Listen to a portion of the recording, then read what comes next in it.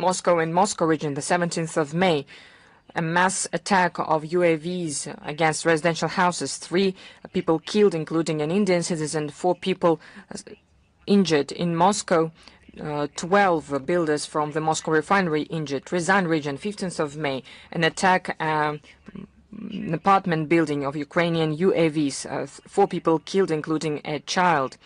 28 injured, including 4 kids. Kherson region, from the 15th to the 20th of May, everyday attacks of the EAU killed 3 people, 5 injured, including the head of the Skadovsky municipal district, Alexander Dudka. All of them will be held responsible because this is terrorism. This is not just a criminal act. Russian law enforcement organs continue gathering evidence to responsibilize the heads of Ukraine, the EAU, and foreign militants for the committed crimes.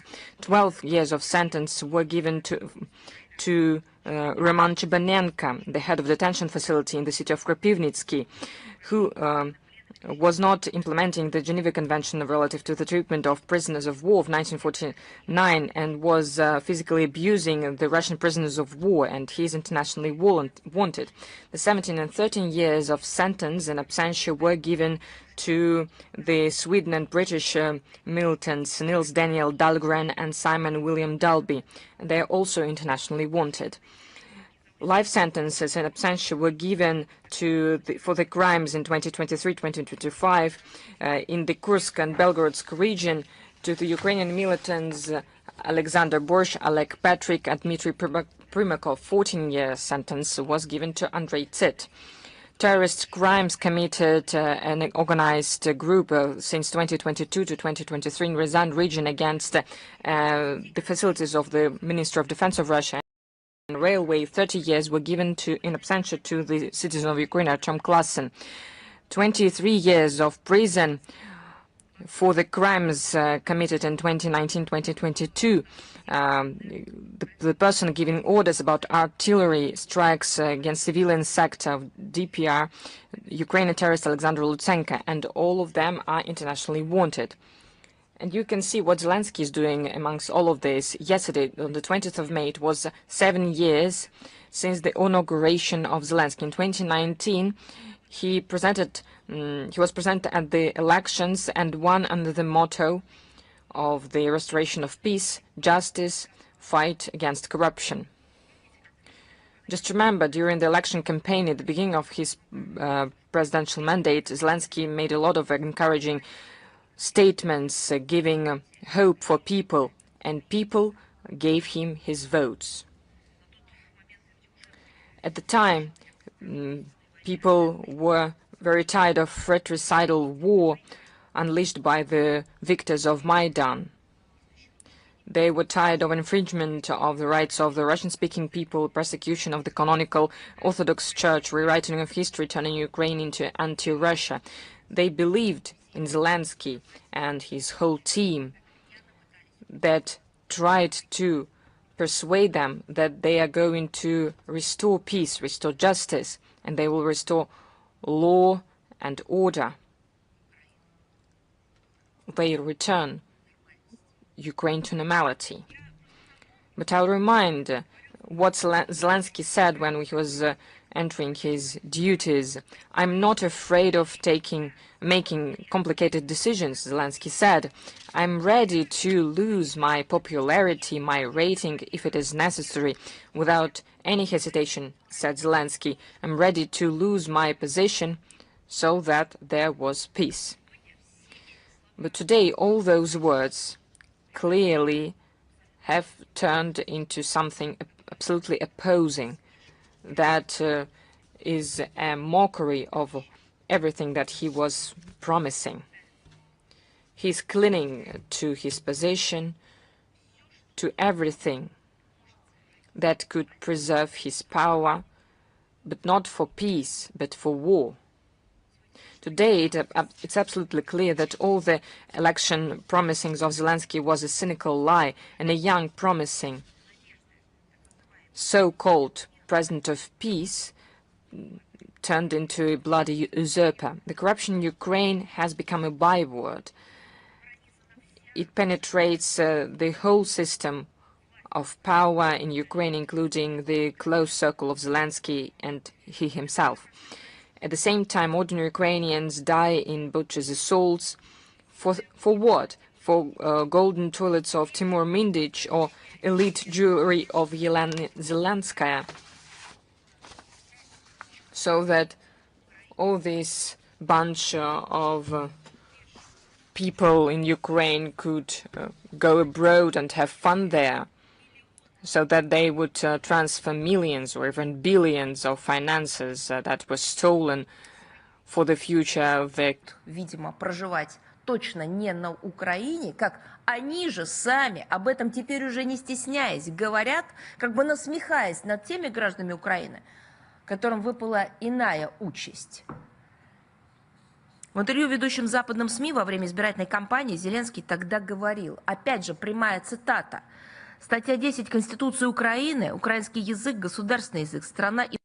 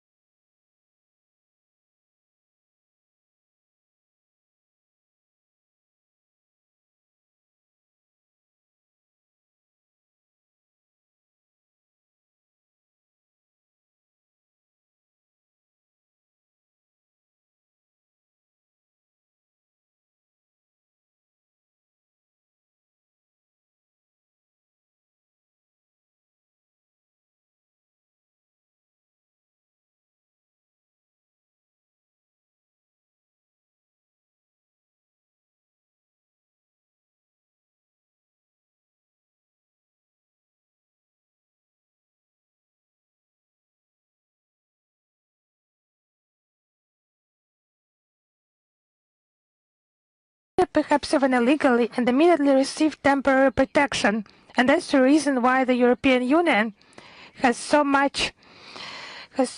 made so many statements about human rights. But now, information about the pantheon of eminent Ukrainians being created in Ukraine.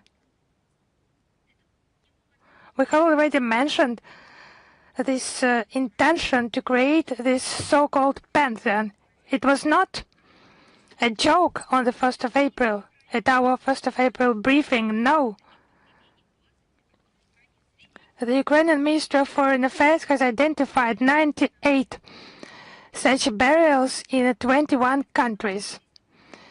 This includes the Ukrainian People's Republic, the West Ukrainian People's Republic, the Organization of Ukrainian Nationalists. So all that scum, Nazi scum, will be collected all over the world in order to become a part of glory, materialized glory on the territory of current Ukraine. According to Ukrainian media, recently, exhumation in Clairvaux, Luxembourg, the process has already started.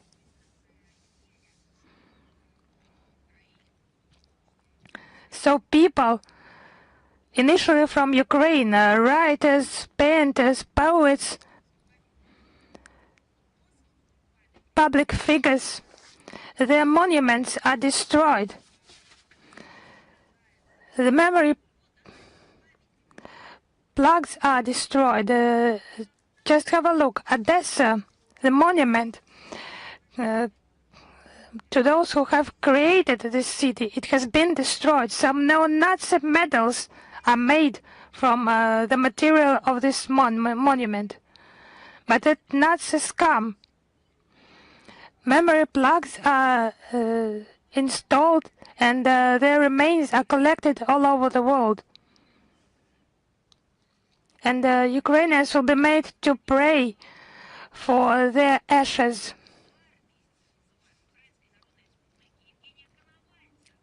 It was about Colonel Yevgeny Konovalets, who is buried in Rotterdam in one of the cemeteries. Zelensky couldn't resist expressing his enthusiasm on this occasion. He said that a moral duty of Kiev is to return home the ashes of Ukrainian heroes who, it's a direct quote, defended the idea of independence, fought for Ukraine's statehood and were buried outside its borders. But they also killed people on national grounds.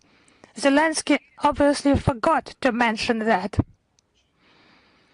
I'm sure that soon it will come to reburial of Stepan Bandera in Ukraine.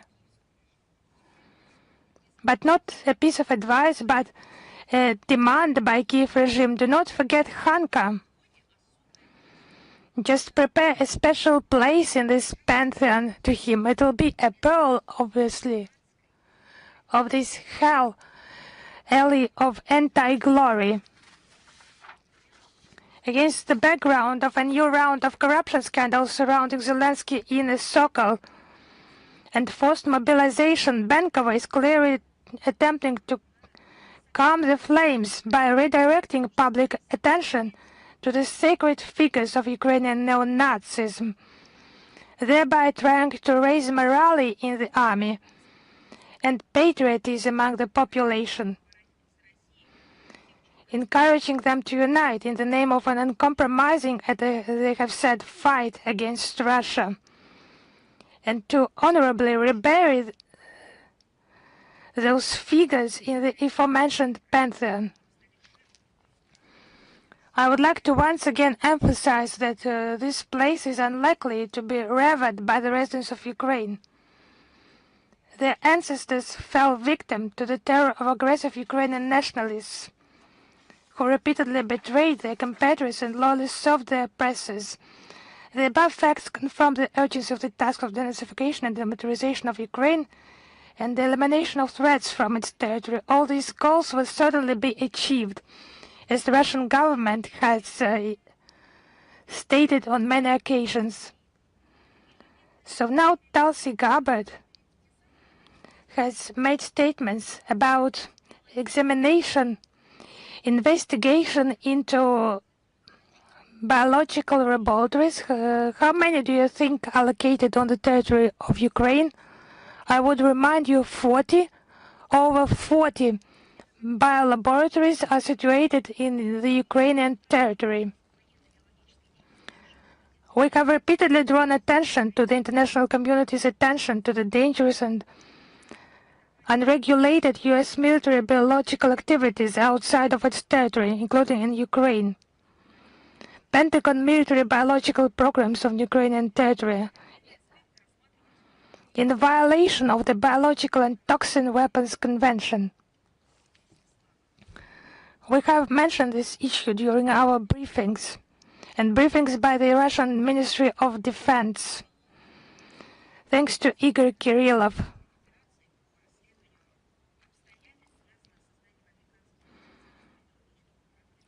And investigation into circumstances connected with biological laboratories by American specialists, and the Parliamentary Commission has studied all the available sources.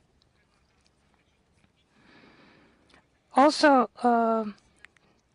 received during the special military operation and the affiliated structure of Ukrainian biological laboratories. Russia has initiated a consultative meeting on Article 5 of the BTWC.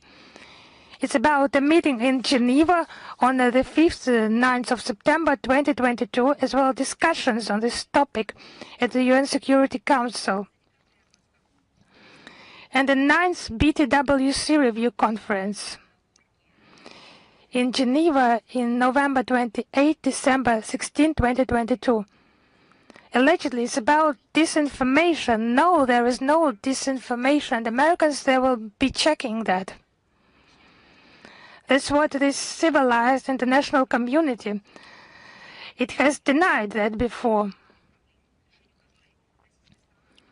It's about a comprehensive resolution of the problem, and the Russian side has consistently called for that in recent years. We will continue our work within relevant multilateral forums, primarily within the BTWC, including in close proximity to the Russian territory. And now about the financing of all those atrocities in Ukraine by the Westerners. We have received many questions on the reinvestment of the so-called frozen Russian assets. 6.6 billion euros have been transferred by Brussels to the Kiev regime since February 2024. And in July, Brussels intends to replenish the Ukrainian budget by another 1.4 billion euros. I would underline that any transactions concerning our assets without Russia's consent are illegal. What the European Commission is doing is blatant robbery, and any attempts to whitewash it with some pseudo-legal invented formulas and mottos are unfounded. Profits from transactions with Russian reserves are solely due to the freezing of funds de facto seized from our country without trial, without any legal basis. All those involved in this sordid affair will inevitably be held accountable for their deeds. Frozen Russian assets proceeds are not being used for social needs, but primarily to support the Kiev junta. It's sponsoring terrorist crimes, including the targeted detonation of explosive devices in public places, the murder of civilians, and the bombing of critical civilian infrastructure not only in Russia but also abroad.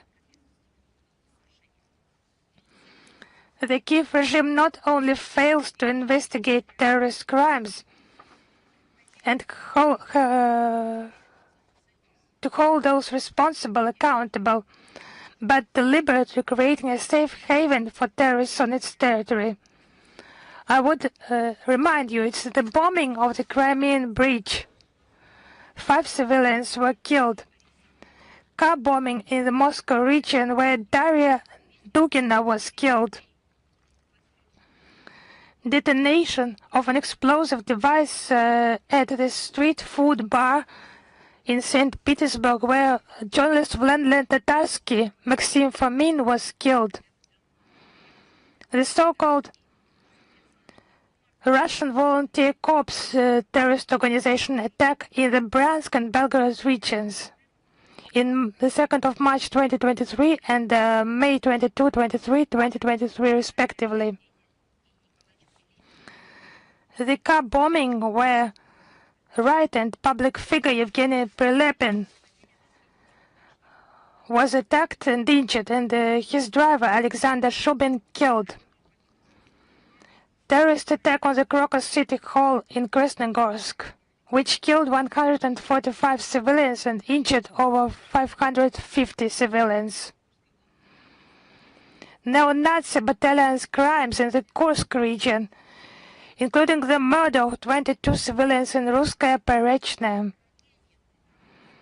It has become a revelation for the international community. Such an atrocity is possible in the 21st century.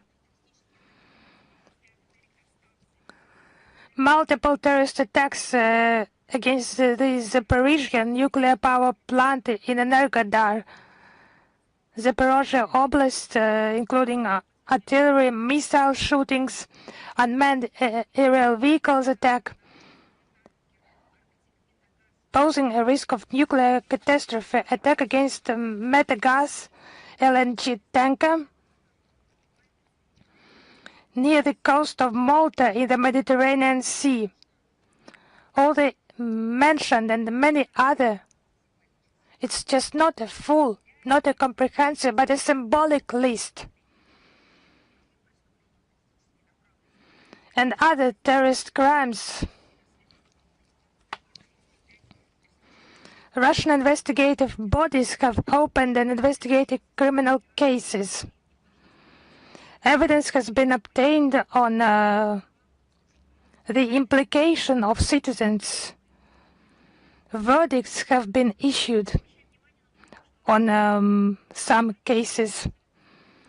I would like to draw your attention that the Federal Republic of Germany informed the UN Security Council of the US arrest of the Ukrainian citizen suspected of involvement in the bombing of the Nord Stream and Nord Stream 2. Another suspect was not extradited but by Poland and has fled to Ukraine.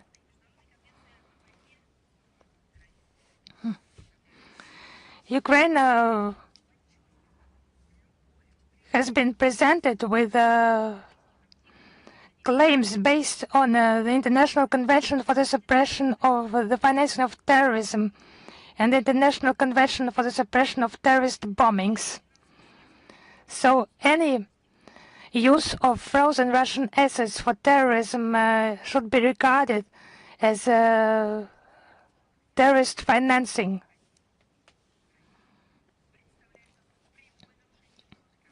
And it's a direct violation of the International Convention for the Suppression of the Financing of Terrorism and the International Convention for the Suppression of Terrorist Bombings.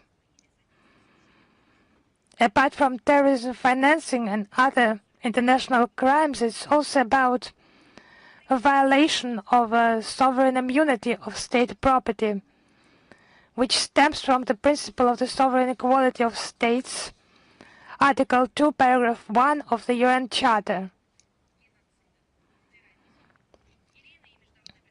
And any sponsoring acts of genocide, terrorism, other international crimes committed by Ukrainian citizens.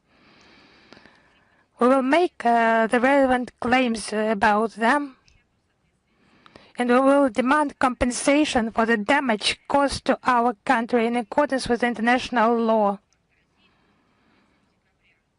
On the 15th of May, the Moscow Arbitration Court supported the claim by the Bank of Russia for damages amounting to 18.17 trillion rubles for the unlawful blocking of domestic assets by the Belgian depository Euroclear. We are satisfied with this decision. Now let us move on and discuss the situation in Moldova. It is looking more and more like absolute destabilization, with long-standing goals set by the pro-Romanian leaders of this country. But why pro-Romanian? Romanian because Sandu has the citizenship and passport of Romania. Sandu called Russia an aggressor and the most serious threat to the continent's security in the decades to come. Allegedly, our country launches drones on sleeping civilians, targets hospitals, schools, and power plants. So I would like to ask, is she not insane? Our ambassador, Oleg Ozerov, was summoned to the Moldovan Foreign Ministry regarding the illegal flight of an unmanned aerial vehicle through the Moldovan airspace. But why I question the sanity of Maya Sandu? Which drone exactly flew over the territory of Moldova? There is no word Russian UAV there and there is no proof at all. Just they detected something flying, and Russia is to blame, of course. They have used this drone hysteria in order to justify actions against our country aimed at reformatting the republic according to so-called Euro standards. It's not Euro standards, it's hellish mobilization, militarization of Western Europe in connection with the propaganda they are carrying out by voluntarily making people to believe in some aggression by Russia. And that story about alleged European standards is not about Euro standards and not adopting their own standards to some European Union standards. It's about mobilization of resources of Moldova, not for the interests of the Moldovan people, but for those who rule in Brussels. They have taken the decision of the closing of cultural centers, forcing us to close the Russian house in Chisinau. It is presented as a response to the alleged violation of Moldovan airspace by drones. And this includes discrimination against Russian passport holders entering the Republic. Those people are subjected to long-hour screening procedures and inspections and interrogations. They are denied consular assistance, and in this regard we once again strongly recommend to carefully consider the risks and assess whether it is advisable to visit Moldova. It's not safe. The deputies of the parties, the Action and the Solidarity, adopted in the first reading the amendments to the Code of the Structure and Functioning of the Parliament. That includes the fact that the legislative acts are not going to be translated into the Russian language. On the 9th of May, the authorities of Moldova refused the patriotic forces of the country to start the March of Victory and the Immortal Regiment on the central square of the Moldovan capital. These were not pro-Russian acts. These were acts organized by the veterans of Moldova in honor of those ancestors who protected Moldova from fascism and Nazism during the Second World War. Well, they were refused. There was organized the Day of Europe. According to the media, there were not many people. Many of them came for the record. Even the order sent by the Ministry of Education of Moldavia to educational institutions with a requirement for the history teachers together with their pupils to come.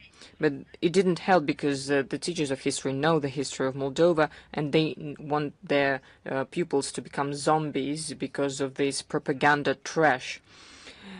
There is active condoning of the rewriting of history. On the 9th of May in the village of Kushmirka on the region of Shulda-Nesht, there was a monument inaugurated which is called the Well of Heroes Reintegrators. Orwell,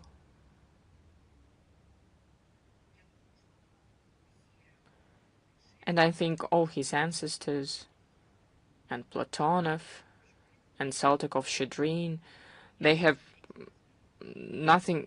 They cannot nothing say about this name. I think Bulgakov could compete, but it's not a fact. The monument is called the Well of Heroes Reintegrators in the memory of the soldiers of the army of Antonescu that died in the battles for the liberation of Bessarabia from the Soviet occupation in July 1941. The cynicism is that under the guise of restoration of this monument, not only the name was changed, but the nature of the monument. It was inaugurated in 1937. It was a well of heroes dedicated to the people died in the First World War. Is it normal? Just when we are speaking about distorting the historical memory, this is not a metaphor, this is a fact. This is the distortion of history. On the 19th of May, the President of Moldavia, Maia Sandu, received in Strasbourg European order, the Order for Merits. Usually it is given for the merits, for national merits, but Moldavia is not the motherland for Maia Sandu. She has the citizenship of Romania. And what are the merits? Surrendering the sovereignty of the country, destroying its economy, fighting against any type of dissidence, rewriting of history. These are merits, but this has nothing to do with Moldova. Under the pretext of fighting for their re-entering the EU, well, EU is based on other values. And all of this under the pretext of fighting the non-existent Russian threat. It is curious that, according to the media, while Maia Sandu was speaking in the Euro Parliament, the ex-deputy of the Parliament of Romania called her a dictator that is covering up for drug mafia. Well, apparently the lawlessness committed by the Moldavian authorities causes repulsion even in the EU. Moldovan people find forces to fight against the destructive policy, and the day of victory in the Great Patriotic War was celebrated widely in Moldova. There were celebration, patriotic acts, concert in Chisinau. The Immortal Regiment united more than 30,000 people, and in Transnistria more than 105,000 of grateful descendants of heroes anti-fascists. And the future of Moldova is in their hands, but not in hands of Sandu or those who receive medals for their merits, not before their own motherland. I would like to speak about other topics that are also very relevant and cause a lot of questions among the media. I would like to speak about Cuba. Cuba is subject to gross economic pressure by the U.S. The new restrictions introduced in May this year against the companies of third countries that work on the Liberty Island is another round of the pressure policy by Washington. The main target is the economic suffocation of the country. The attempts of the White House administration to tighten the sanction noose around Cuba, together with the many years of trade, economic, financial, humanitarian, and the fuel and energy blockade, is a direct reflection of the intolerance of Washington to any type of dissidence, cynical embodiment of reanimated Monroe Doctrine. Where are the human rights? Where is respect for people? Where the liberty of freedom of expression? Where is all of this? Where are any elementary notions? I'm not speaking about morale, but I'm speaking about that you cannot do just what you want. There is law, there is order that restricts this lawlessness.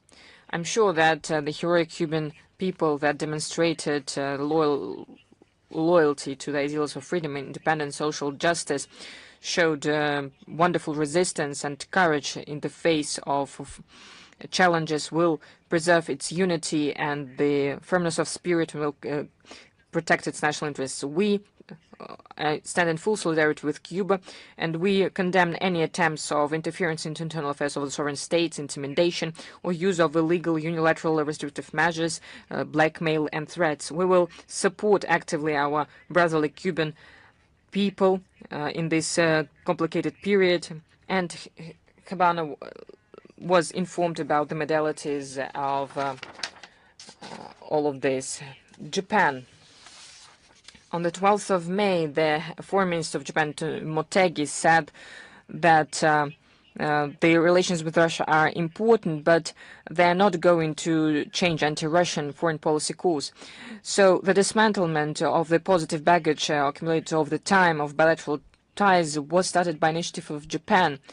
Without any foundations, they linked the further cooperation with our country with the situation around Ukraine, not under the pressure of their own people, but under the pressure of Washington. To return to normal interstate relations, Tokyo should take practical steps that confirm their abandonment of the current hostile policy without any link to what is happening thousands of kilometers away from Japan on the territory of Ukraine. And before the 81st anniversary of victory, we received information the militarist crimes committed by Tokyo.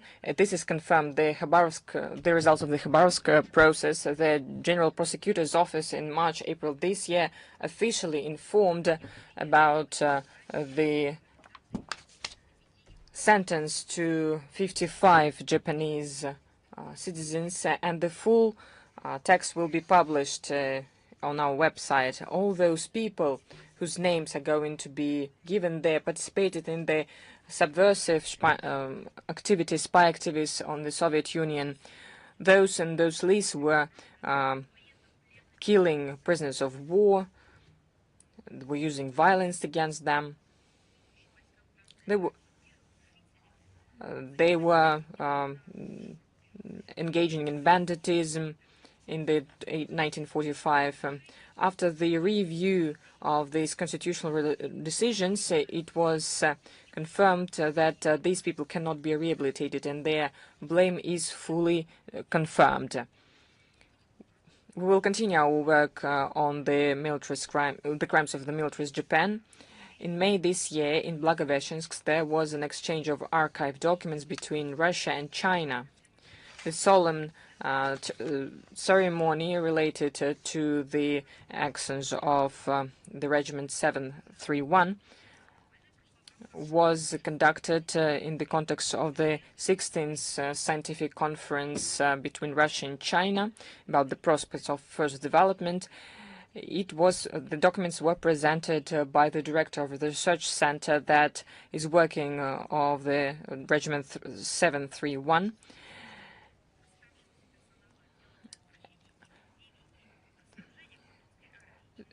There is information about this Regiment 731, the list of the people, and these materials are going to be used in research, and they will be open for historians, researchers. The head of the historical memory before the President of Russia, Elena Malasheva, gave their Chinese colleagues the information about genocide against the genocide of Soviet citizens. The documents of the Khabarovsk process reflect what happened what happened at the time and the results of this process. With the support of regional government, there was a special exhibition opened dedicated to the victory in the Far East. It unites different documents from the Russian and foreign museums that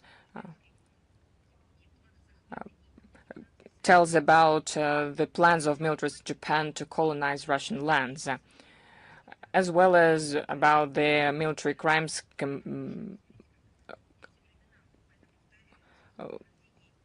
of Militarist Japan, about bacteriological weapons created by Japan, and or inhumane crimes against the Soviet people. And we're going to publish the information on our website. The previous briefings we spoke about, or answered the questions about the use of information technologies, cyber fraud, because that is disseminating very actively. We were speaking about Southeast Asia. There is the problem of the so-called fraudulent centers, and people are forced to work in these centers, people from different countries, including Russia. The activity of such centers was registered in Myanmar, Cambodia, Thailand. Thanks to the coordinated rapid work of the Embassy of Russia in Myanmar and the Ministry of the Interior of Russia, together with local authorities, on the 5th of May, the employees of Russian Embassy in Thailand received 2 citizens of Russia that were liberated from the fraudulent call centers on the territory of Myanmar for their further transfer to the Russian Federation. I would like to use this opportunity to call относиться к информации, которая, как правило, публикуется в сети интернет, в мессенджерах относительно набора сотрудников на высокооплачиваемые должности в сферах туризма, как это преподносится, бизнес.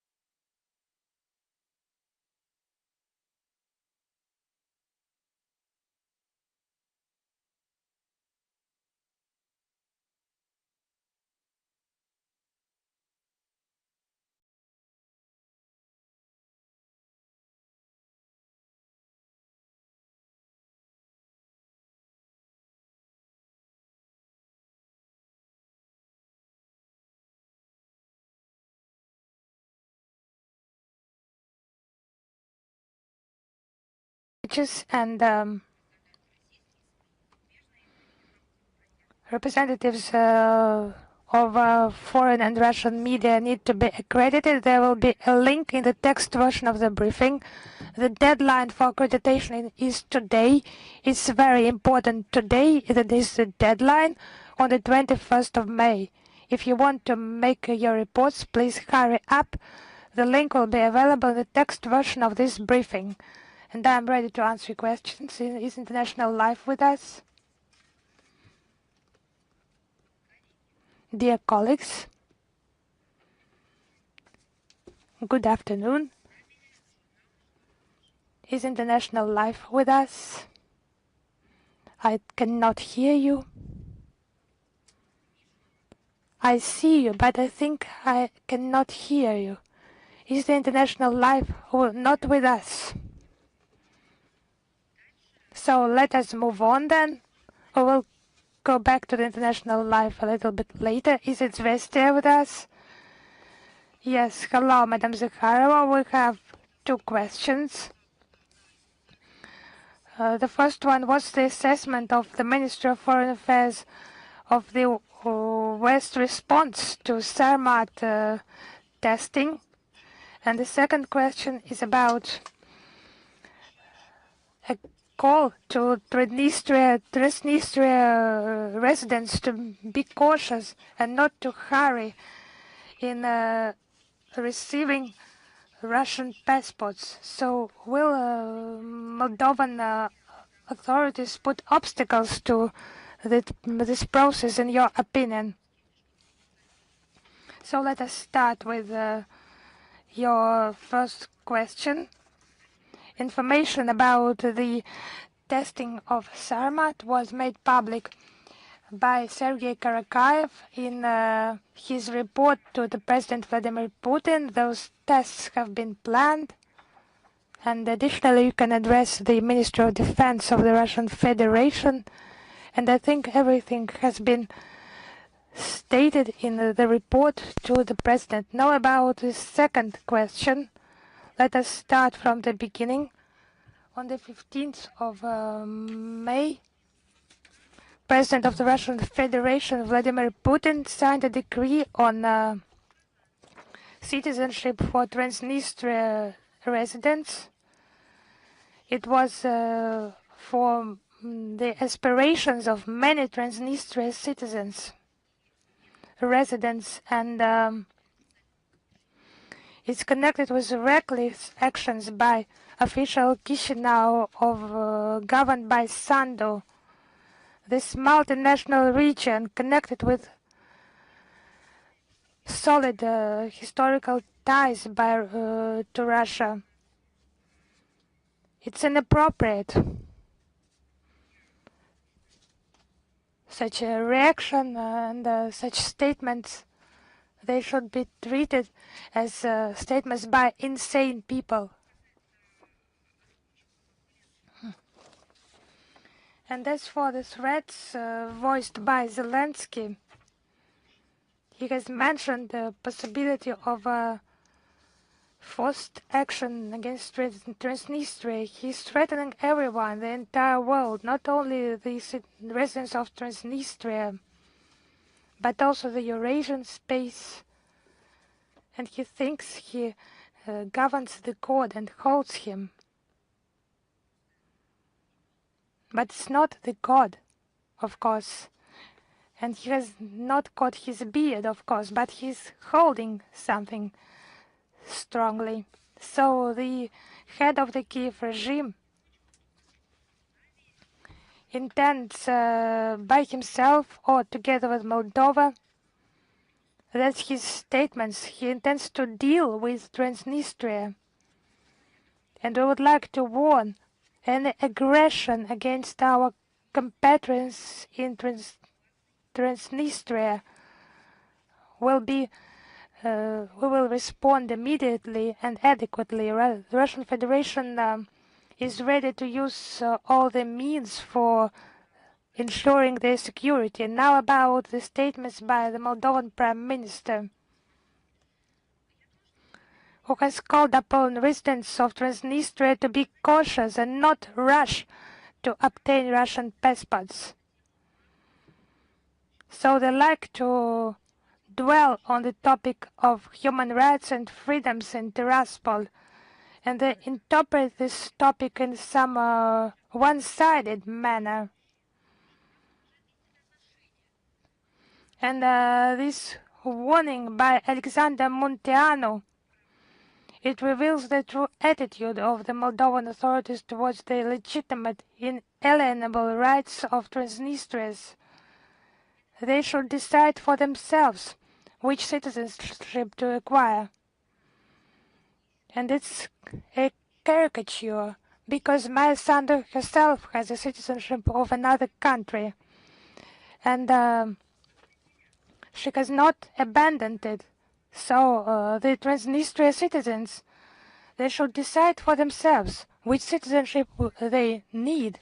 Additionally, which citizenship they would like to require. That's it. So we move on.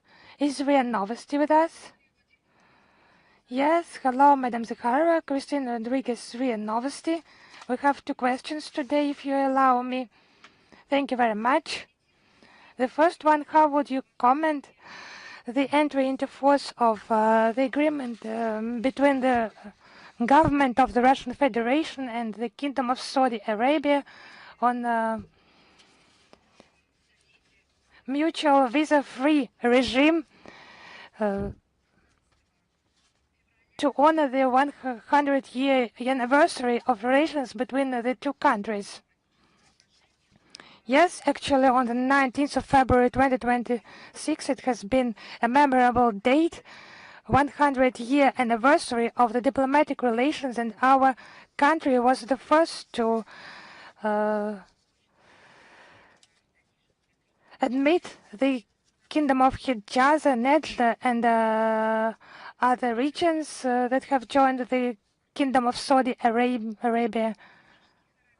Our relations are of strategic nature. It's a true partnership, reliable partnership, and mutually taking into account each other's interests. And on the 11th of May, the agreement between the government of the Russian Federation and the government of the Kingdom of Saudi Arabia on a visa-free regime entered into force. It was signed on the sidelines of the Joint Intergovernmental Commission on Trade and Economic and Scientific Technical Cooperation in Riyadh on the 1st of December 2025. It's about 90 days visa-free mutual stay without employment and without residing on the territory of the state. And regarding Hajj pilgrimage, visa regime remains, and such pilgrimage visas should be obtained only through accredited agencies according to the established quotas. And if you allow me, the second question, it's quite a large question, but it's important. Bloggers from 20 countries participated in a blogger tour for historical event sites, Königsberg Storm, Route, and flowers have been laid to the unknown soldier graves, and many mass media platforms just refuse to broadcast such events.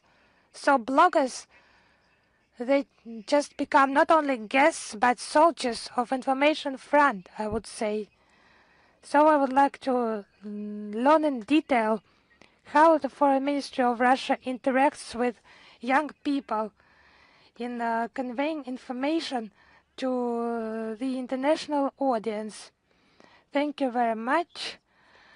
Thank you. I have prepared a special material in case of a question, because there are many interesting facts. I would try to find it.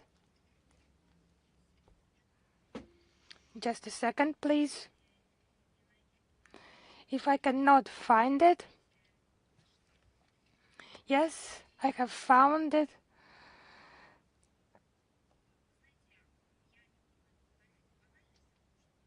So I would not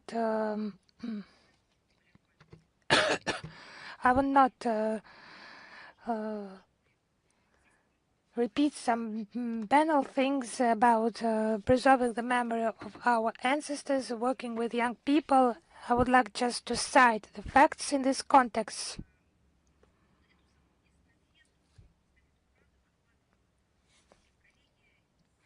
This participation, upholding the truth, it's done by our colleagues from different organizations, young people for the victory, and it's not some tourist event or some formal story. It's just really a deep study of history. So the total audience is more than 20 million subscribers. And the first route from the 9th to the 12th of May, it was in the Kaliningrad territory. It's the heritage of the Great Victory. The bloggers have walked through the route of the storm of Königsberg, the citadel that the Hitlerites have considered impossible to be conquered. But our warriors have proved the opposite. So it was a program for 14 African bloggers, Poklonная Mountain, Victory Museum, the Open Sky Museum of the Second World War equipment, and the grave of the unknown soldier, the main square, flowers, as honoring the memory of those who have perished in the fight against Nazism. So such a youth diplomacy for preserving historical memory. And our foreign guests will further have a new chance to know in real time the history and culture of our country. And young people will travel through the regions of Russia. Because when young people just ask questions, there is a hope that it will not be cancelled and the historical memory will not be totally erased. We will preserve the historical memory together on the Great Patriotic War time by all the means available to us. Thank you. Is R.T. Balkan with us? Yes. Hello, Madam Zakharova. We have two questions. Recently, apart from the Hungarian mall company, there have been some buyers of the Russian share in the oil industry of Serbia. So what's the attitude of Moscow to those Serbian buyers who have proposed to buy the Russian share in the Serbian oil industry? So taking into account that last year the British ambassador in Serbia publicly said that it's an obvious solution. Yes, actually, the negotiations are underway, and the Russian-Serbian intergovernmental agreement has been signed in 2008. So let us not pay attention to speculations that surround this issue. We need to be based on the comments of the officials who within the whose scope the negotiations lie, and it's about supplying the necessary energy resources to the economy of Serbia, and our specialists of the relevant structures actively participate in this negotiations process. So the second question. So there was another decision passed about the refusal to liberate the Bosnian Serbian general Ratko Mladic. Well, I would like, what could you say about this? Well, I would like to remind that Ratko Mladic is bedridden, is on the brink of life and death. On the 10th of April, he had a stroke, and now he feels even worse. He needs specialized help. All of this happens amidst the lack of necessary medical care in the penitentiary institution in The Hague. This demonstrates the inhumane nature of the mechanism and anti-Serbian nature. There are serious systemic problems related to the elementary principles of humanity, impartiality, and just attitude to the convicts. The representatives of the collective West like to go all over the world and teach everyone how to treat the prisoners. They publish reports, they organize press conferences nearby the prisons, other penitentiary structures, complaining about the countries, blaming the regimes, mocking everything. Well, I'm just interested. All these structures, NGOs that monitor the treatment of prisoners in penitentiary bodies, all of these Euro parliaments, Brussels endless special envoys, where are all of them? Don't they want to come to The Hague and look at the conditions in which Ratko Mladic is being in? All of this can be seen. Well, but they are not interested in it. The mechanism does not deny serious deteriorating state of the prisoner, but they need to show special attention to him. But what is the kind of intention? I'm interested in this type of segregation, why some people can receive all the possible comfortable conditions, whatever their crimes. I'm not even going to give examples, but others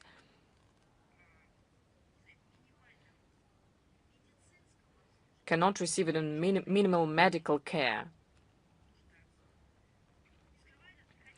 They do not, the mechanism doesn't hide that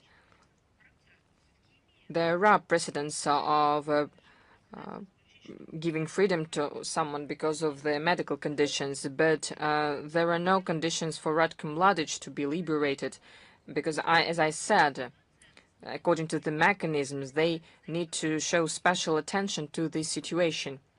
In Russian, we say, this is different. He is being provided, supposedly, with necessary care and maximum possible comfort. But not everyone thinks the same way.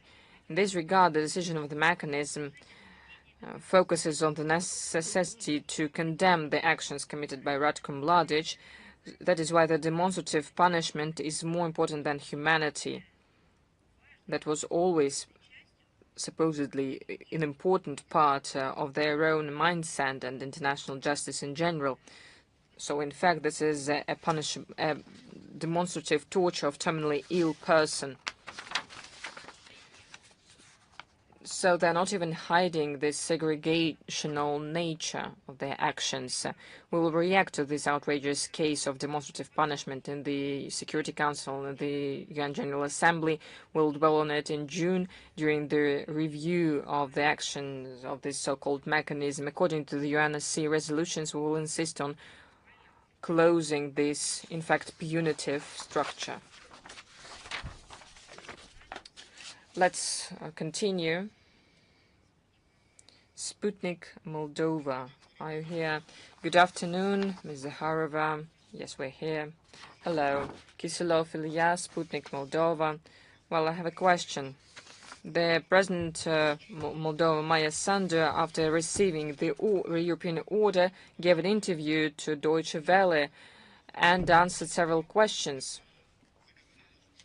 She once again spoke about the possibility of entering the EU through the unity with Romania. How can you comment on this? Well, while you're speaking about some unknown merits, the merits of Maya Sandu are well known. The deprivation of Moldova of its sovereignty and putting Moldavian people and Moldova into Romania despite the interests of the citizens of Moldova. But these are not merits before Moldova, but before the institutions and bodies that brought her to power in Chisinau, and sponsoring her and condoning her will continue to reach the necessary assessments of this clearly anti-democratic acts of what is happening under the edges of the EU in Moldova. This should be correctly assessed. That is why I think that we have dwelled upon this topic very in detail in the first part of my briefing, but I have additionally answered your question. Thank you. Thank you. Ukraina Ru, are you with us? Yes, we're here. Thank you for the opportunity to ask you a question. I have two questions. Anna Cherkasova is my name. First question. President Putin issued a law about simplified admission to the Russian citizenship for the people of from Transnistria that caused reaction in Kyiv and the EU. So many are speaking about the possibility of peaceful solution without escalation. Can people there listen to us? Can they hear Russian diplomats, or this is one-side play? Who are you speaking about? Well, I'm speaking about Europe and Moldova. Well, I think that people in Moldova and Transnistria can hear us. That is why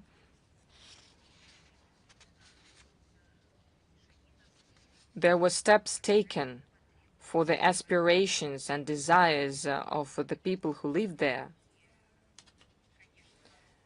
And of course, we hear and we see what is happening. We know that we are heard and they appeal to us. That is not something that was invented by Moscow for the benefit of someone of our own interests. This is a response to the requests, many years of requests that were coming from the people living in this country and this region.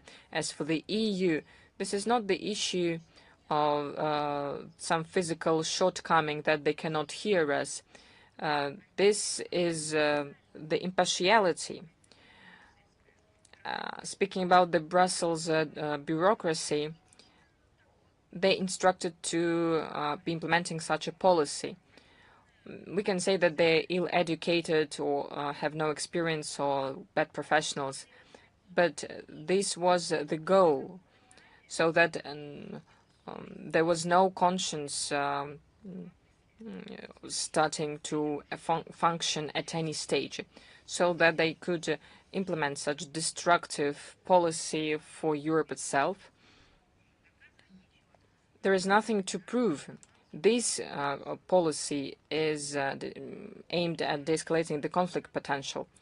The people, the citizens of the Western Europe hear it, and you should have no doubts about it. They listen to us, and they hope that the history with the Western Europe of the 1930s will not repeat in the 21st century. They fight for it. There are no questions about this.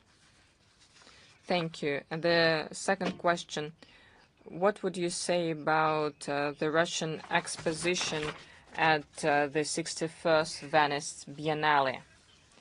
Well, this is an issue of how some people don't want to hear or listen, but the others want to see and want to hear, and do and take great pains to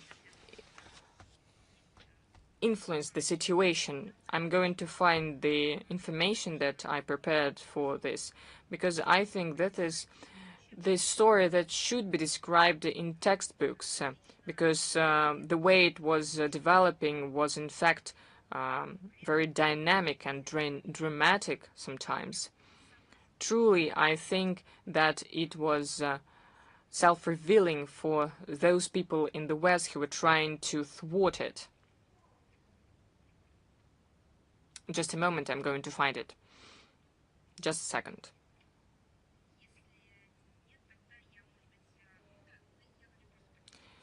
I would like to inform you that we are preparing a publication of a detailed material on the Venice Biennale and the Russian participation in it and what happened around it. I would like to create a separate material about this so that the people reading us and listening to us could see the materials that were presented by Russia at Biennale.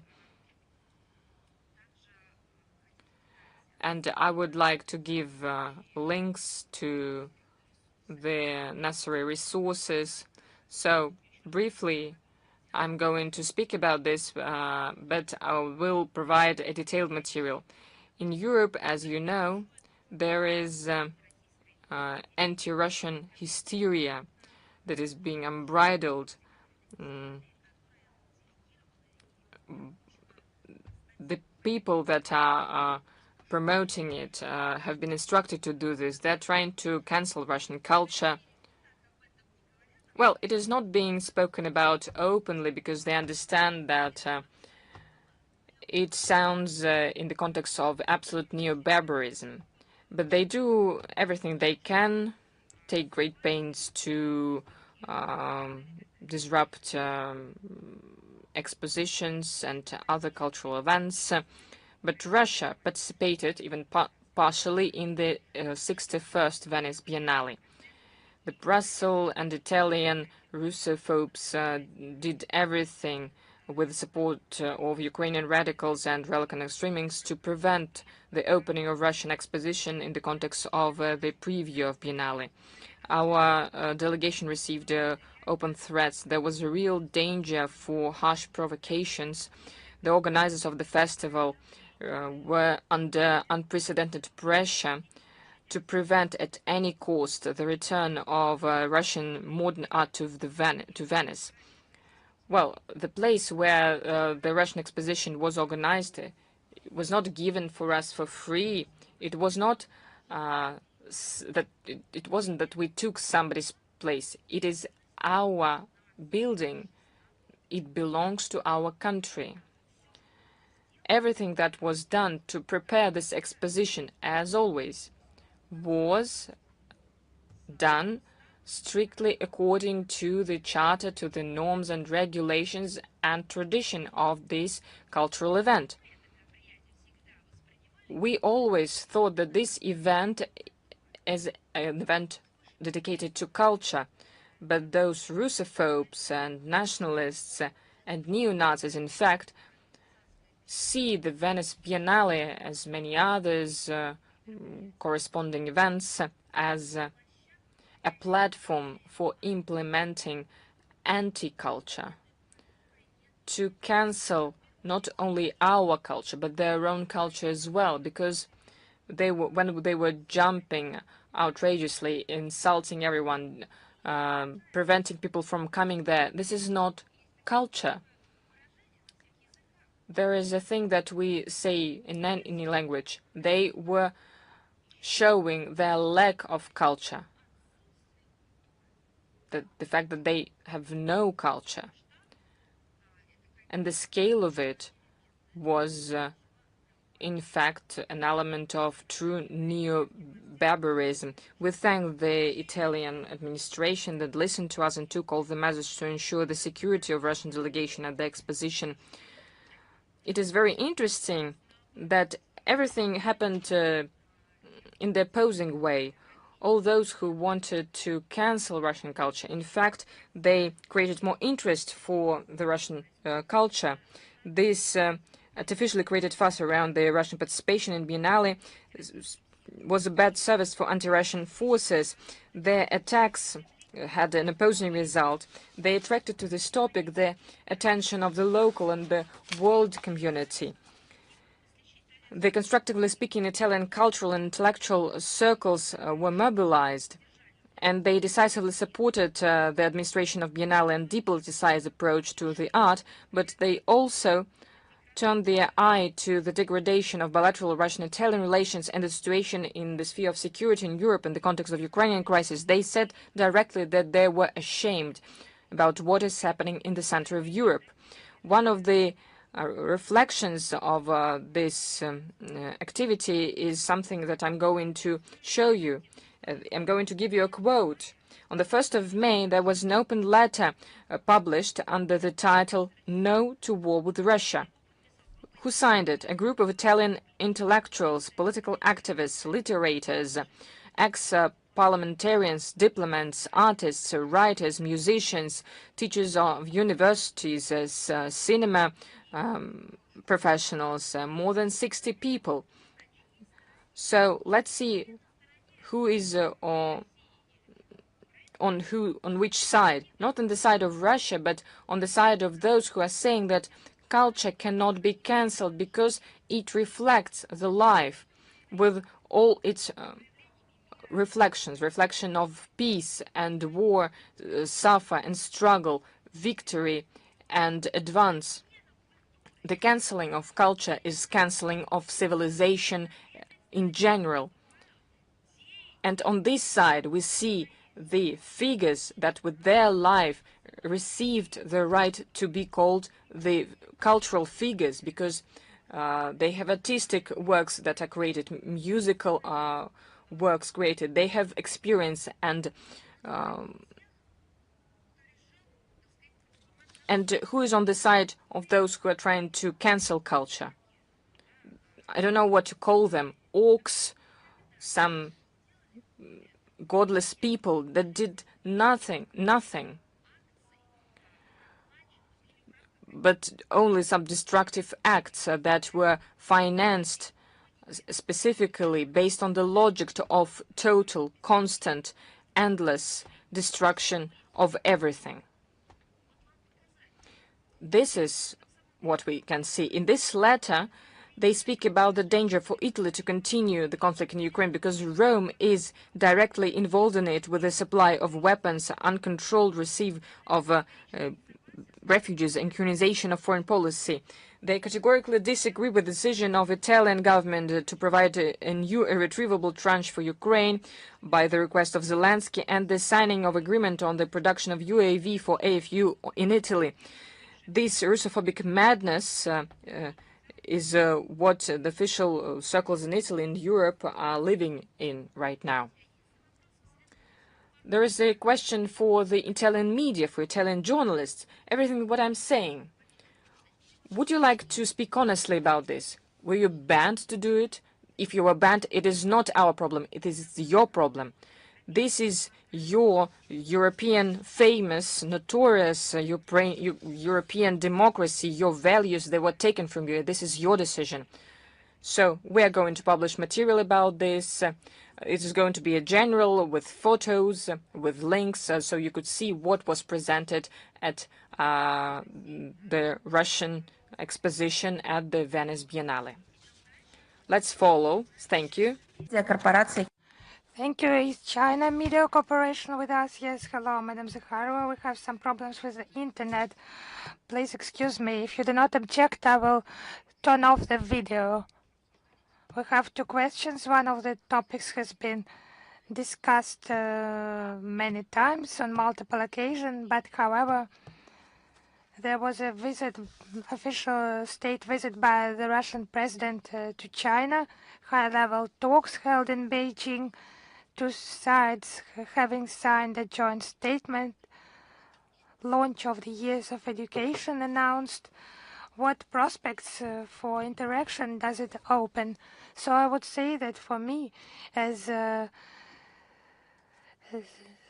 official, it's not ethical to make assessments about the role of the leaders. It will be assessed by the history. And you have heard a statement by the Russian president of high-ranking Russian delegation members.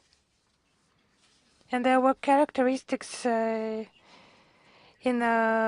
foreign media outlets the visit prepared hastily due to the recently concluded Chinese-US summit negotiations. So it's just a mockery, disinformation, mocking their own audience. Because it's a real speculation, disinformation, it's a fake. That link our bilateral dialogue with China with what is happening in the relations between the US and China. They just do not understand the nature of China-US relations. It's not some sacred knowledge passed on between diplomats and political scientists. Everyone is aware that the visit by the US president has been questioned for a long time, and first it was planned for April, then shifted to May, and the complex situation in the Gulf and the visit by President Putin was initially planned beforehand for a long time and thoroughly. The visit linked to 2 anniversaries for our country.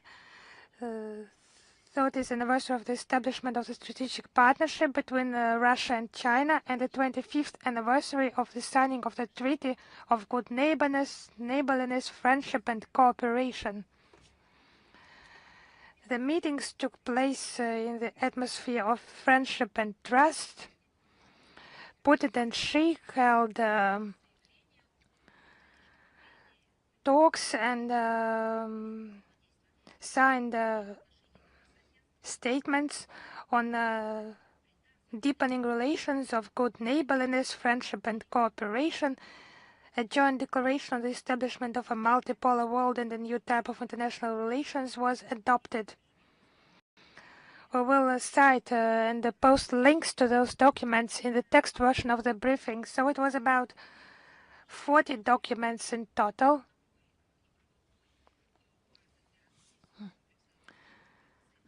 Friendship and the entire range of bilateral cooperation, and the leaders of Russia and China solemnly announced the extension of the document for another 5-year period.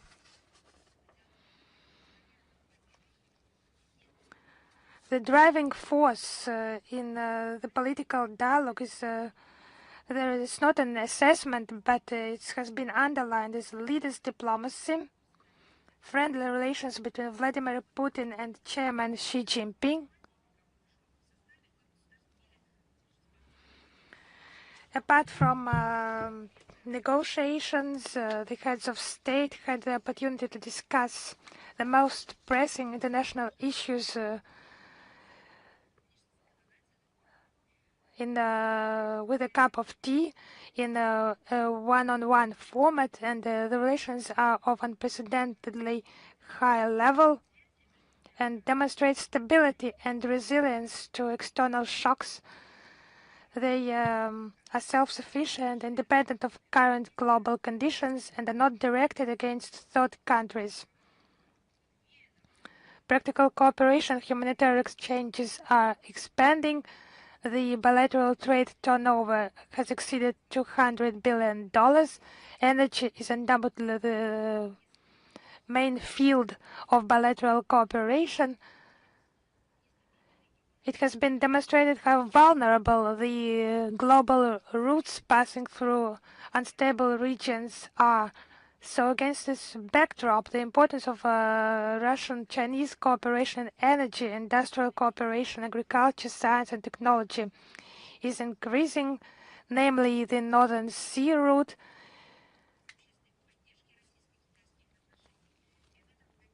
and the public support of Russian-Chinese relations. It's cross-cultural years, and Putin and Xi launched the 10th thematic project for 2026-2027.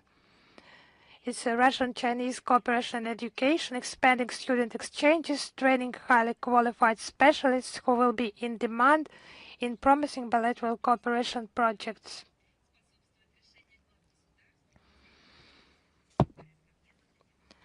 The rise of a tourist flow, a visa-free regime will contribute to that, and such requirements have been prolonged for 1 more year.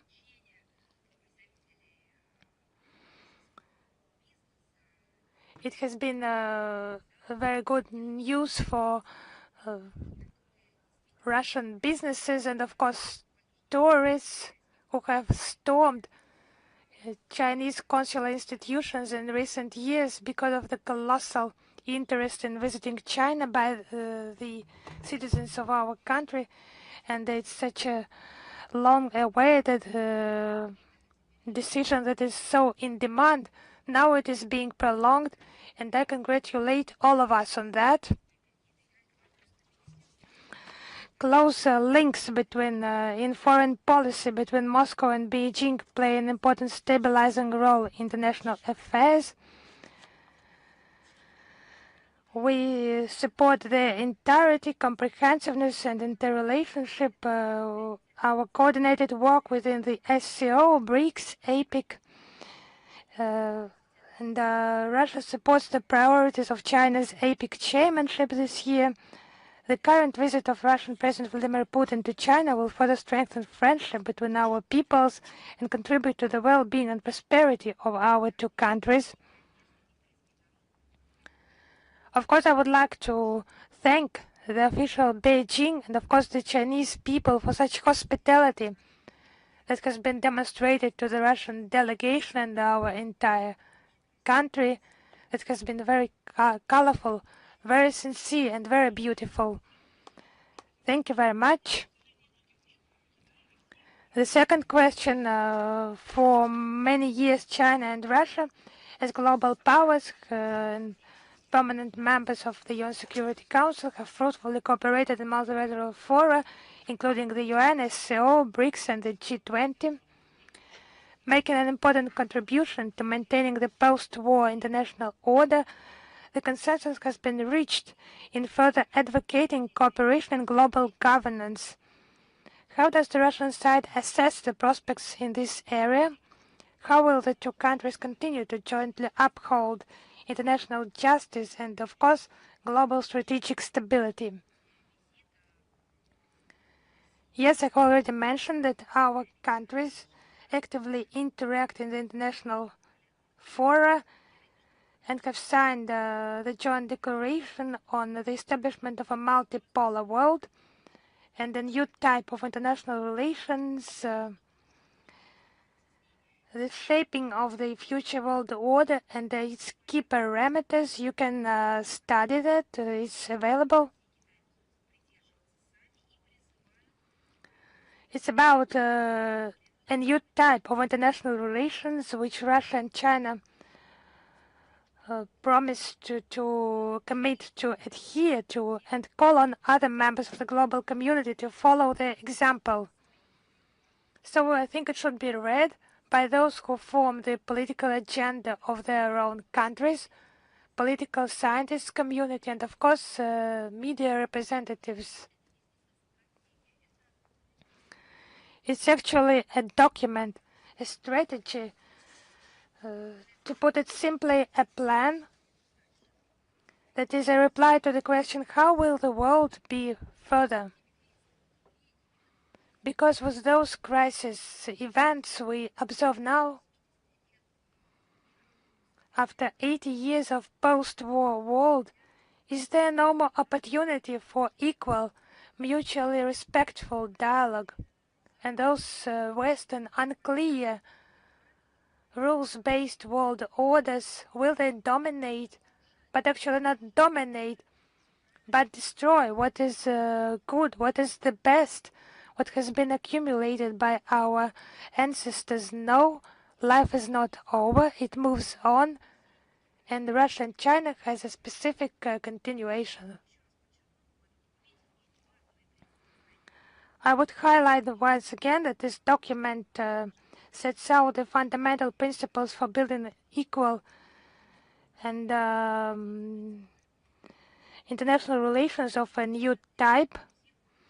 It's an open world for inclusive cooperation, indivisible and equal security, democratization of international relations, improvement of the global governance system, as well as respect and recognition of the world's civilizational and value diversity. Thank you. Is Interfax with us? Yes, hello, Madam Zakharova. We have a question on the situation in Iran. Recently, there has been information in the media that within the framework of negotiations, Tehran agreed to transfer its enriched uranium to Russia, but as the publication had it under certain conditions. What are those conditions, and has Washington recently contacted Moscow on this issue? I would like to once again remind you our stance regarding the right of Iran and the decision how to treat this right. It can be taken only by the Iranian people themselves, and Russia intends to facilitate the agreement, and it should be reached only through negotiations. Only political, diplomatic methods taking into account the legal interests of Iran. I know that you understand that you are interested in details, but that's the part that remains behind closed doors.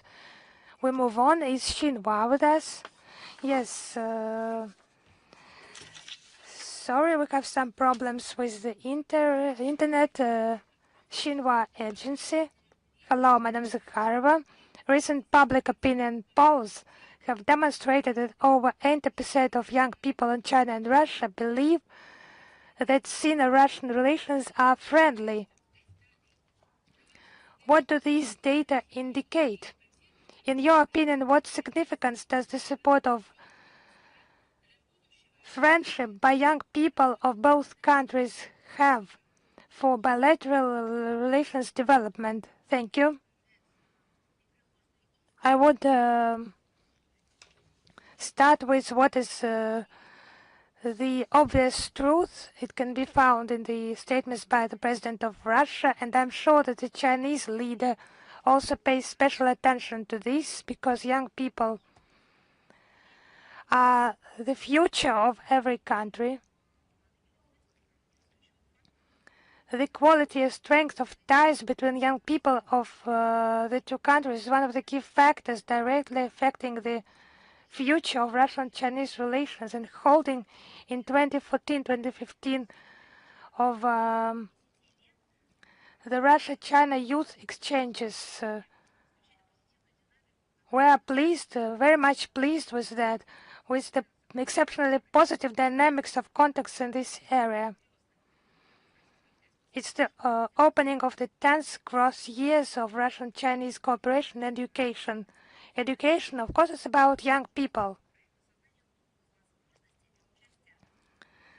It's about creating new opportunities for young specialists to participate in exchange programs and deepen their knowledge of the partner country. Soon, those future leaders will be responsible for preserving and exchanging the traditions of good neighborliness between the peoples of our countries.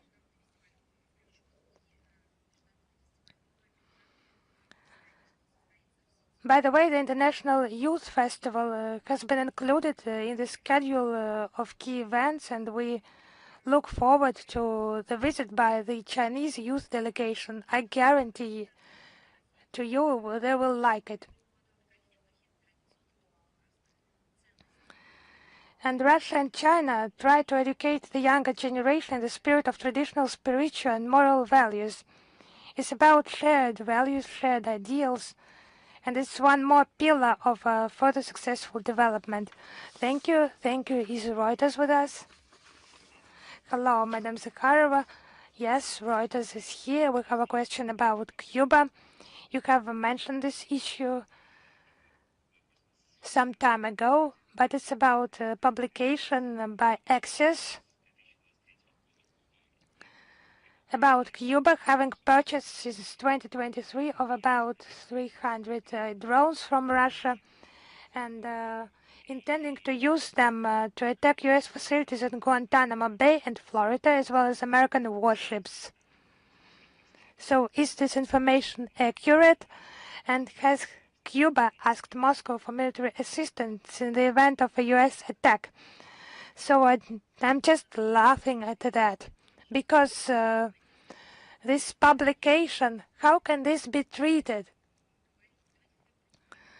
So this media outlet, let us leave it alone, not to be talking about that, but how can we treat such a publication seriously? It's dedicated allegedly to international issues that Cuba would like to attack the United States of America. Cuba for decades have been under U.S. blockade, and now the Americans just forbid them to obtain resources, even for their own money. Cuba being technically and informationally blockaded, those rings of American aggressive so to say, care, would like to attack the U.S. The author is either mad or it's an intentional provocation that needs to start shaping the public opinion. Some years ago we would have said that it's impossible because there is common sense. People have common sense, but those deep fakes, this era, such provocative treatment could have some real purpose.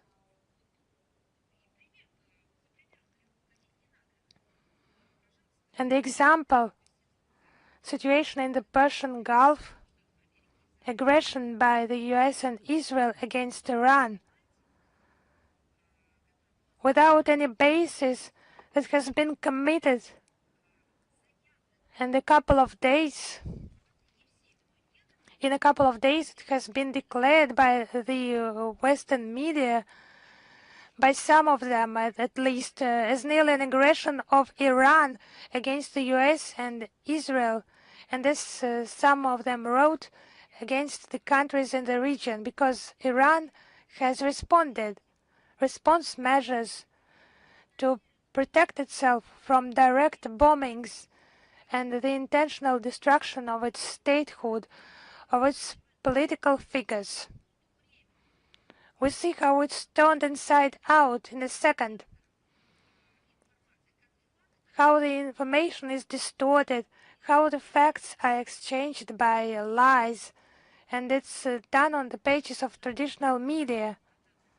So that's how this publication should be treated. Either it's been written by an insane person, maybe had fever, very high temperature, or it's a deliberate provocation.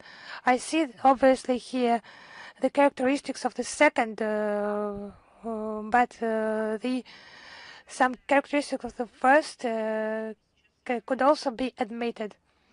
It's an anti-Cuban information campaign in the U.S., forceful pressure against Havana, trying to shift the blame to demonstrate some imaginary threat from Cuba. And now Cuba is characterized by the US as a terrorist state within this campaign. They could have quoted some example. Has Cuba committed anything that could be described like that? No.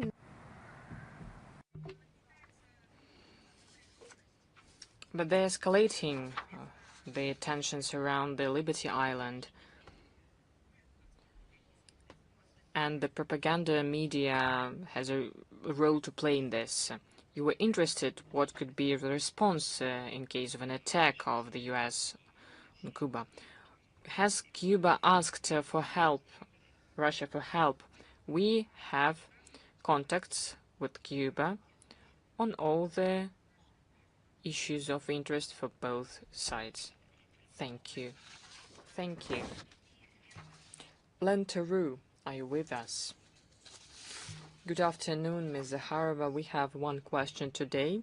Politico newspaper named 3 candidates of the EU for a mediator with Russia: ex-Chancellor of Germany Angela Merkel, the President of Finland Alexander Stubb, and ex-Prime Minister of Italy Mario Draghi.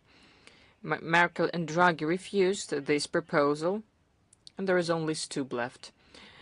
So our question is, what is the assessment of the Russian side of the candidate of Stubb as a negotiator? Well, it reminds Gaidai films. We see this, the patterns according to which this trio is being formed. If we're speaking about negotiators who could represent the countries, we're not speaking about any specific situation. We are speaking about an approach. These should be people that enjoy the trust of the people of their countries, that have never been reduced to Russophobia or nationalism, and that can contribute constructively to the negotiating process. This should be the basic characteristic of the people who would like to act as mediators or think about being mediators, or see someone as a mediator for some process. We have never been against any negotiation. We have confirmed it at the highest possible level. We were ready to work on all the differences diplomatically with our European neighbors. Well, I have one thing that I forgot to mention. Previously, I promised to share interesting information regarding Stubb, so you could understand for yourselves what is the role that he's playing. It's not the way we see him, but it's the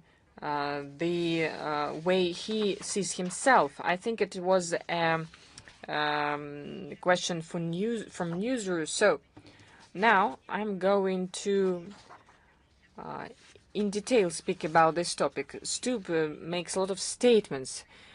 We commend them at the briefings by requests of the media. The last time in February this year, there was a special sector created. The examples of the statements of the official figures and the leads of the Western countries against Russia using the language of hate. And Alexander Stubb is one of the most cited guests there. We paid attention to one thing in March, responding to the urge of the US president to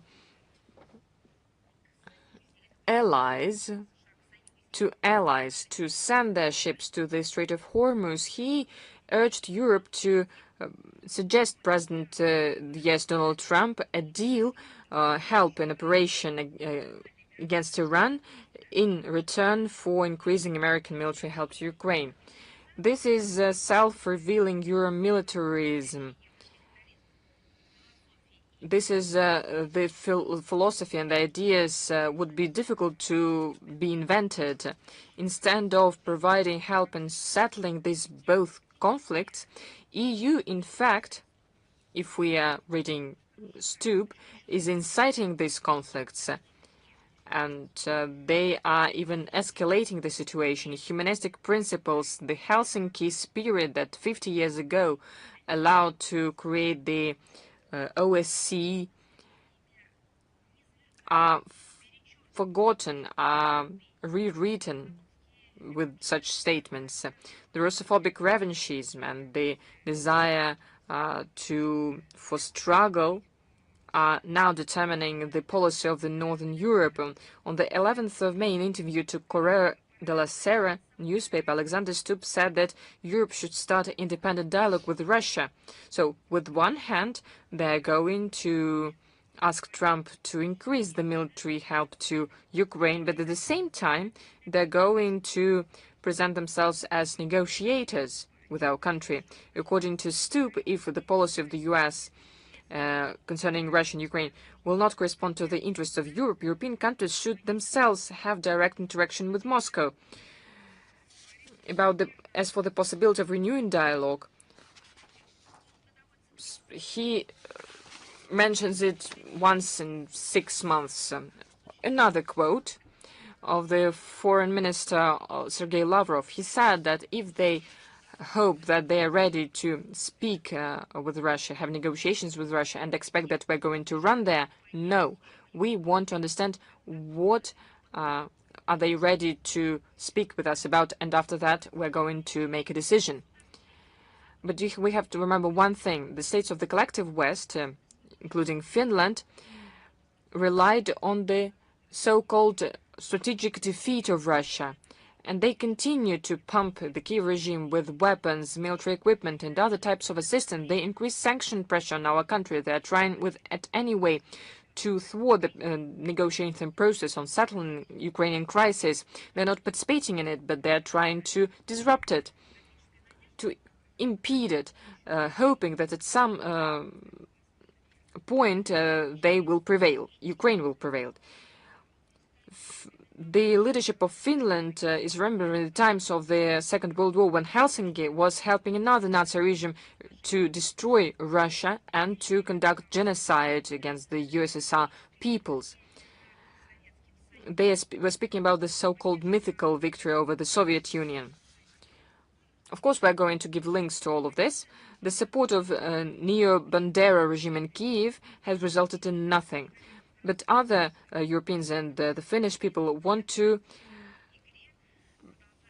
preserve their appearances, saying one thing but doing another.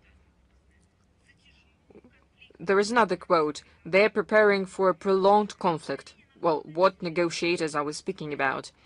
This policy will not create the beneficial information tonality for aggressive Ukrainian propaganda, but it will justify many billions of financing of Ukraine that Russophobic countries, of Western countries, are implementing to the detriment of the interests of their own countries, condoning corruption not only in Ukraine but in this Western European space. From our side, we are going to underline that we were never against a discussion of settling the crisis around Ukraine that should take into account the fundamental interests of Russia in the sphere of national security, and I highlighted the attitude of the European leaders, which you can see from the steps and the quotes of the leaders, including Alexander Stubb, cannot be seen. We see something absolutely opposing. Once again, I would like to say clearly that the goals of the special military operation stated by the Latin leadership are very clear. They have foundations, legal basis, and they will be implemented, as was many times said by the Russian leadership. Thank you. Al-Mayadin, are you here?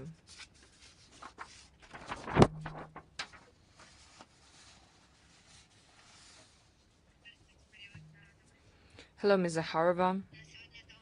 We have 2 questions. You've already touched upon this topic. Let us not repeat, please, the questions that I have already answered, because we don't have much time. Well, it's a little bit different dimension, which you have not mentioned. The visit of the Russian president to China, there was a declaration signed about the multipolar world, international relations of new type. Moscow and Beijing. What is the place for Middle East and Global South in this vision of the world that Moscow and Beijing are given? We are gratified to see the development and the growth of the relations with the Middle East and the Global South. We see them as an important developing pole of the international relations. As our Chinese friends, we are going to develop mutually beneficial relations with all the countries of the Global South, and we hope that the document that can be seen as a joint global initiative of Russia and China will resonate positively among all the countries, BRICS countries, Asian, Latin American countries that want to deepen their independence into international affairs on the basis, on the principles that we mentioned in this document. And one more question, if you allow. Speaking about the results of the visit of Russia and the President of the US to China, one of the most international issues that was discussed is the situation around Iran. Can we say that there are real prospects of peaceful settlement, or there some kind of new information that allows us to hope for possible agreement between these sides?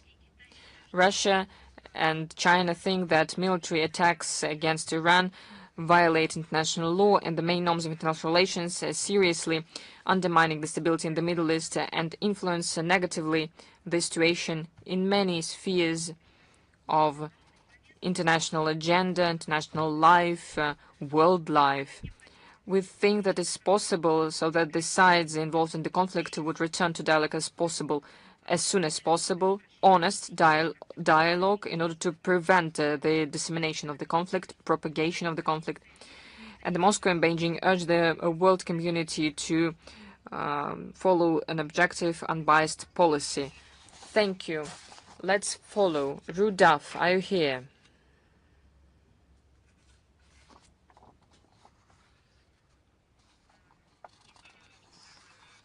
And others as well. Thanks a lot for this opportunity. I have three questions. The first one is that Iran maintains that uranium enrichment is its sovereign right, while US insists on zero enrichment and no enriched uranium. From Russia's perspective, is there any middle solution to this issue? Additionally, what role can you play in preventing another war in the region that could potentially escalate further? The Russian position on this issue has been presented many times. We have returned to it many times today. We think that the right of Iran for the use of peaceful atom, according to the 4th article of the Treaty on Non-Propagation of Nuclear Weapons, cannot be changed, cannot be limited for the benefit of some fanciful requests or policies or some words of other states. Only Iranian people can decide how to treat the uranium and enriched uranium and uranium materials they have. In order to reach mutual agreement, there are possibilities to reach mutual agreement, and all the involved sides should participate in the decision-making. We are convinced that the continuing of negotiation will reduce the conflict potential. It is necessary to reach political solution that will remove any unfounded questions around uranium program, considering all the national interests of Iran. My second question is that a new government has recently been formed in Iraq. What are the Russia's expectations regarding cooperation with the new Iraqi government, and what areas of collaboration do you foresee? On the 14th of May, there was a voting in the Parliament of Iraq, according to which a new government was formed, headed by Ali Zaidi. It was the end of the process of shaping the state bodies. Once again, I would like to welcome our Iraq friends and to congratulate them on this. We intend to have active joint work with the new cabinet of the new Iraqi ministers in order to develop bilateral interaction in different spheres, focusing on implementing big energy projects and enhancing trade, economic, humanitarian ties. As for the 2026, we are planning to have another 11th meeting of the Russia-Iraq Intergovernmental Commission on Trade, Economy, Science and Technical Cooperation. Discussions that, following the events of January 2026 in North and East Syria, Damascus announced decisions allowing Kurdish regions to be governed by Kurds and permitting Kurdish children to study in the Kurdish language. However, these decisions have not yet been fully implemented. Have these issues, along with broader concerns of the minorities, been discussed in your meetings with Syrian officials?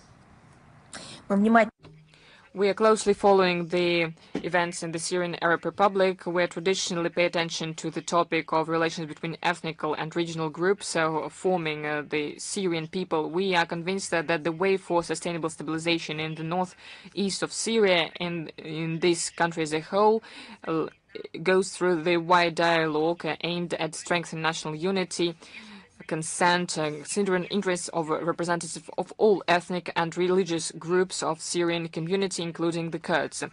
We said many times we need to strictly respect the sovereignty and territorial integrity of Syria.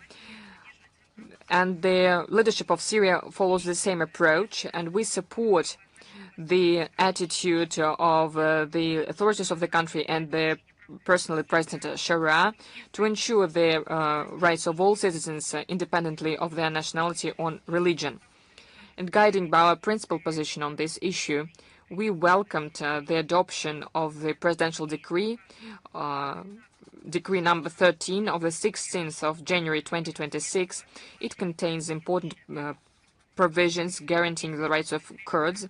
We hope that the implementation agreed by the sides will contribute for successful reintegration of northeastern region of the Syrian Arab Republic to the common legal space of the state and the long-term normalization of the situation in this part of the country and in Syria as a whole. Zakharova, for your responses. Спасибо. Hope you will stay safe. Have a nice day. Спасибо. Все взаимно. Thank you very much. You too. Let's follow Sada El-Rus. My name is Hijda Khandani. I'm from the Pakistani media. Allow me to ask several questions. Last week in the Kazan Forum, the representatives of dozens of the Islamic countries took part. What are the key political, economic, humanitarian signals, according to the Foreign Ministry, Moscow could convey through this platform to its partners in the Islamic world?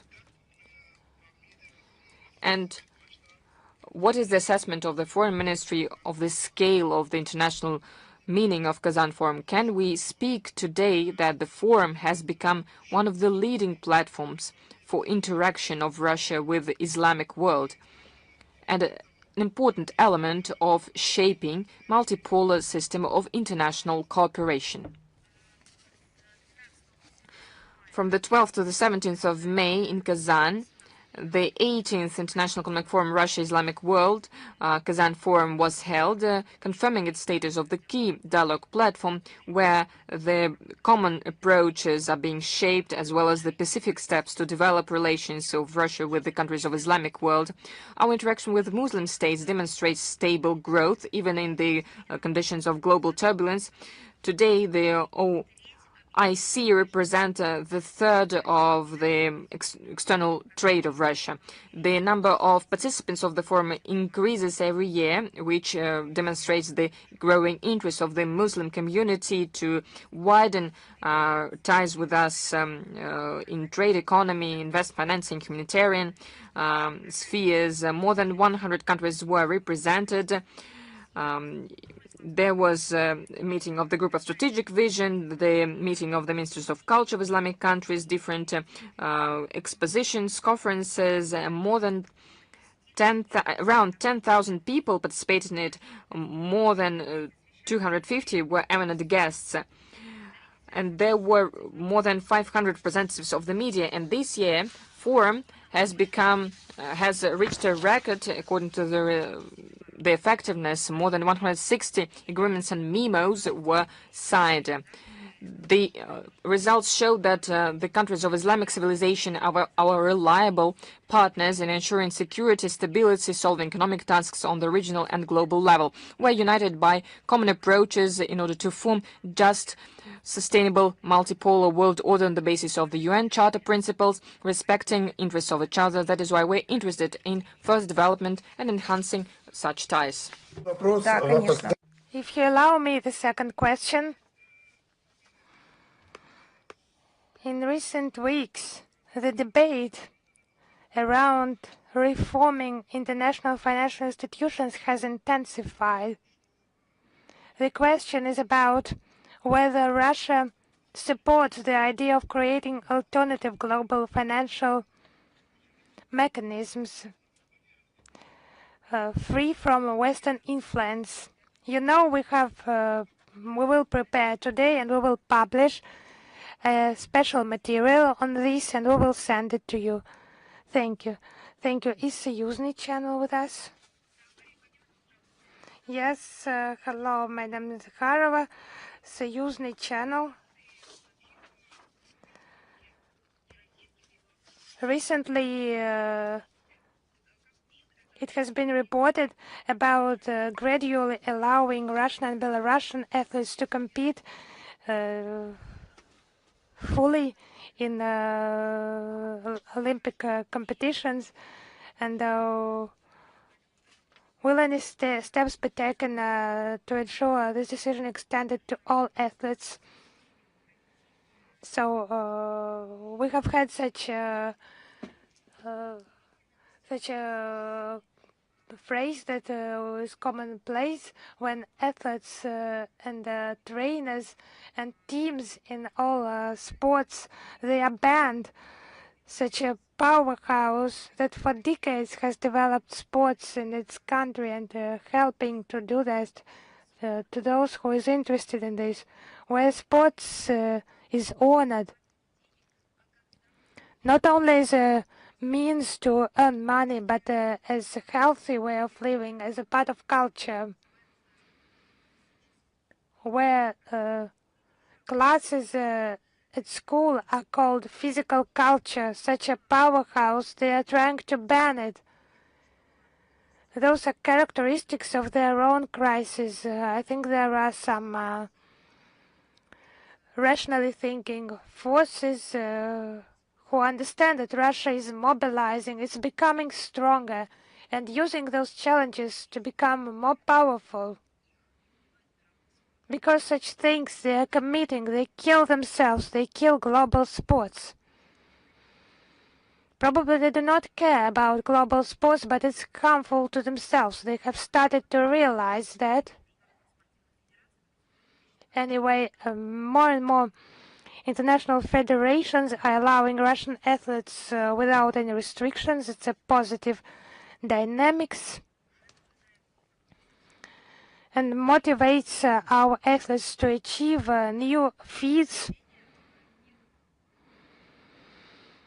It's coming back to not new normality, but to normal normality.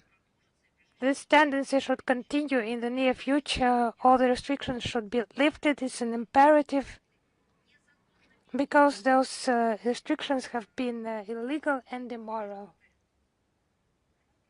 I would repeat, major international competition without participation of Russian athletes cannot be considered major international competitions, taking into account the history, the sports history of our country and its input into global sports and Olympic movement. And one more issue, there is no competition, no rivalry. If they need to award medals to themselves, they can do that. And do not call that in global sports. Global sports is about competition, fair competition according to the rules. Thank you. We move on. Mezentsev School of Journalism.